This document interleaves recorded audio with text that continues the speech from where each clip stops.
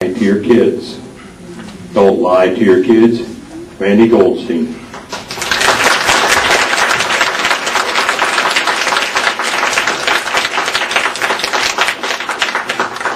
Mr. Contest Master, fellow Toastmasters and honored guests, don't lie to your kids. It will come back to bite you hard. I've learned my lesson, and 3 people helped me come to this conclusion. They are Santa Claus, the Easter Bunny, and most importantly, the Tooth Fairy.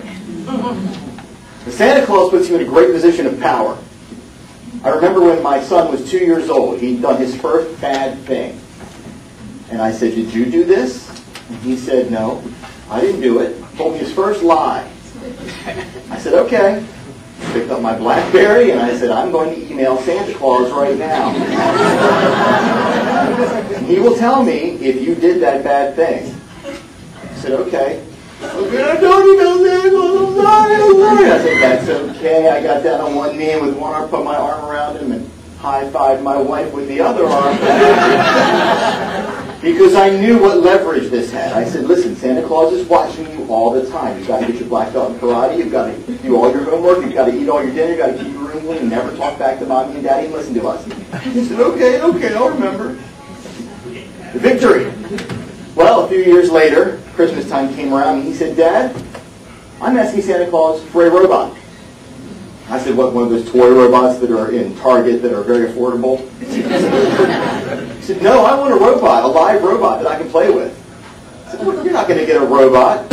He said, "It's Santa Claus. I've seen those cartoons. He's got the assembly lines full of elves. He's got all the money in the world. He's Santa. He can get me a robot." I said, "Why do you think you deserve a robot?" He said, "Hey, I got my black belt in karate. I ate all my dinner. Kept my room clean. I've always listened to you." Yeah, you did, didn't you? Good boy. "Why do you want a robot anyway?" "Well, most of all, I want one that I can throw the football with." "No, I'm your dad.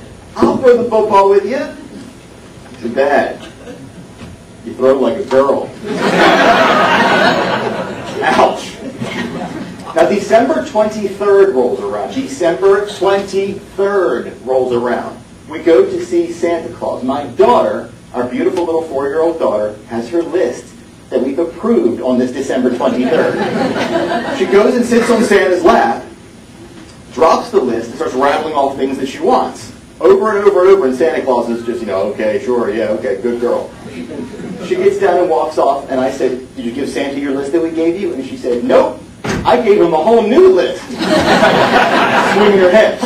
I said, "No, you got to tell me what you told Santa Claus." She said, "You don't need to know. I told Santa Claus. Why do you need to know?" He said, "You want to know, you go ask Santa Claus." It's a mall Santa. Santa's drunk. Find me a Santa Claus in Westminster, Maryland that is sober, and that's my Christmas miracle. Now, the Easter Bunny is a whole other story, and I think that might be my wife's fault. I don't think she described the Easter Bunny properly, because she sat the kids down and she said that the Easter Bunny comes around every Easter. He's a giant furry rabbit who knows exactly where we live and what kind of candy you'd like. And the more she's talking, my kids' faces are going. Because she's basically describing a 300-pound stalker rat. So by the time Easter came around, she said, "I think I see Peter Cottondale coming around the fence," and my kids are hiding behind the sofa. One year we thought it would be a good idea to take them to Disney World for Easter. And we had the baskets all ready, and the kids are waking up Sunday morning, and lo and behold, there are the Easter baskets brought by the Easter Bunny. So my kids are walking over, and they pick up the baskets, and they're smart. They're looking around, and next thing you know, they're laying on the bed, popping the candy in their mouth, going, "So what, the Easter Bunny had to check in with the hotel registration? You fly down on air trail with us too? Huh?" Finally, there's the Tooth Fairy. This is where we really got burned. My 5-year-old daughter lost her first tooth a few months ago. And she put the tooth, as we do in our house, in a little tin under her pillow. So about 3 or 4 o'clock in the morning, I went into her room, and I put my hand under there to put some money under the pillow and get her tooth. I went to grab her tooth, and I found a piece of paper there. So I pulled out the tooth and the piece of paper, and I went into the den where it was lit, and I read it. It said, "Dear Tooth Fairy, please don't give me any money. Just wake me up."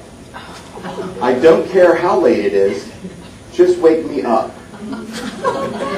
So I start panicking. I run into our room, I wake up my wife, we're at DEFCON 1, she wants to meet Tooth Fairy. So my wife, cool and collected as can be, gets up and says, I got this. And she did. She had one of those pink glittery pens. And she wrote in very cursive writing, sorry, maybe next time. That's brilliant. So we put that under her pillow with some money. The next morning, my daughter comes walking down the stairs, and she's 5. She shouldn't have this much attitude. Walks down the stairs with the note in her hand. And we say, hey, did you get a note from the Tooth Fairy? Did you get the money? She said, yeah, I got the note. It said, sorry, next time. I said, well, that's great. The next time I meet the Tooth Fairy. She went, yep. I have one question about the Tooth Fairy. How can she write when fairies don't know how to use pens? She set us up. She knew the whole time. She said, you know, I think Dad's the fairy. I said, I am not the fairy. Don't go running around telling your friends I'm the fairy. My son calmly puts down his Wall Street Journal and says, have you seen him throw a football? And that is why I do not lie to my kids anymore.